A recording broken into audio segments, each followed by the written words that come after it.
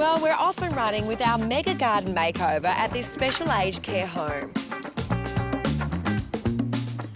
But first, there's one gorgeous resident I want you to meet with her lovely carer, Julie. Hello, beautiful Nan. I love My you. Nan Maureen is turning a spectacular 101 years young this year. You look beautiful. You too. How are you, Julie? Yeah, good, thanks, Jo.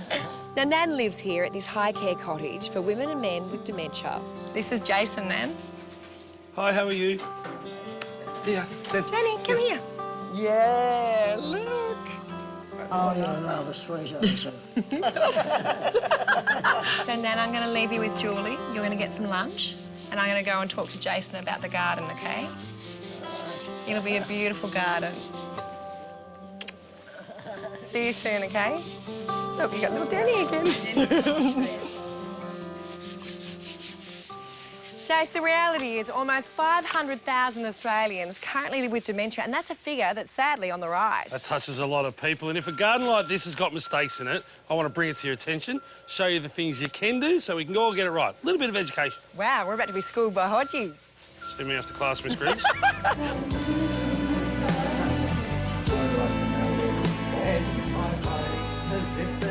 Golly, you'll be on telly, you'll be a movie star, hey?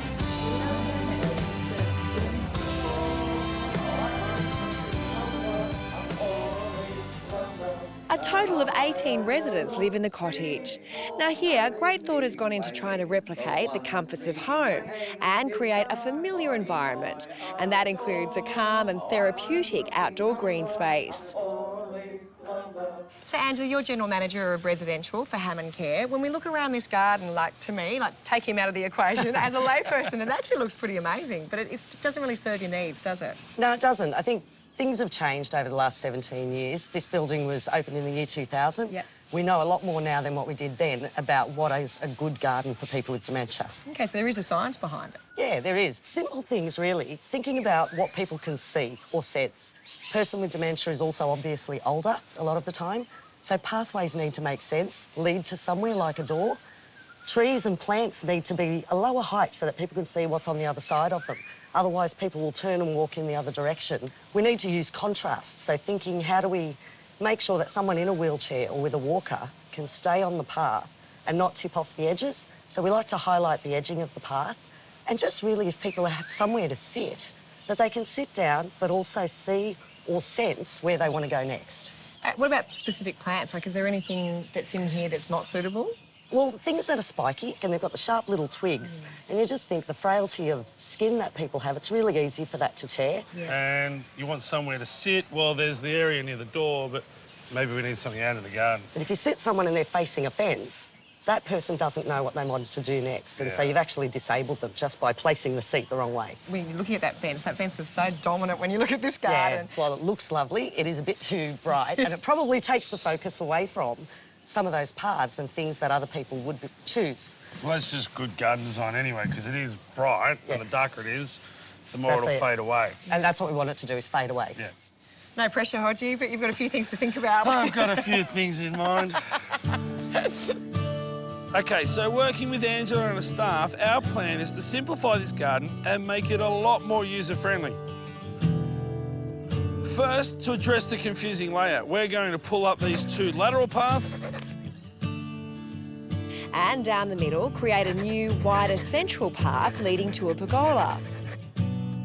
Add to that some raised garden beds, new plants and fresh paint.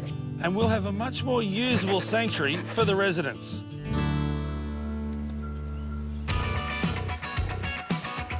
So it's time to get stuck in.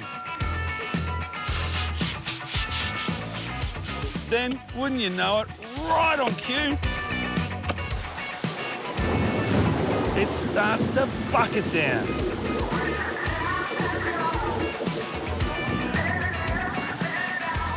Yeah, good luck getting that spade off Griggsy. Here we go! See, that's one blessing with the rain. It softens the soil.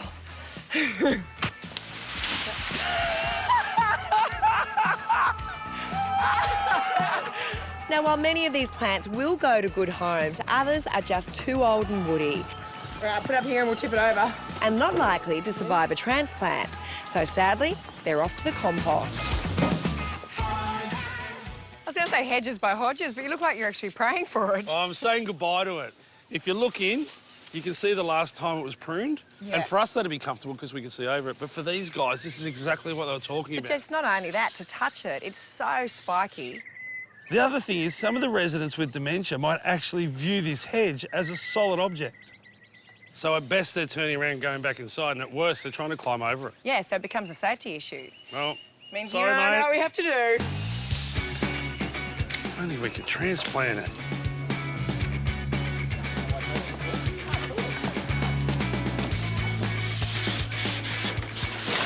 Now, as pretty as that little Maria is in this buxus, they're just the next version of what we've taken out with that big magnolia hedge.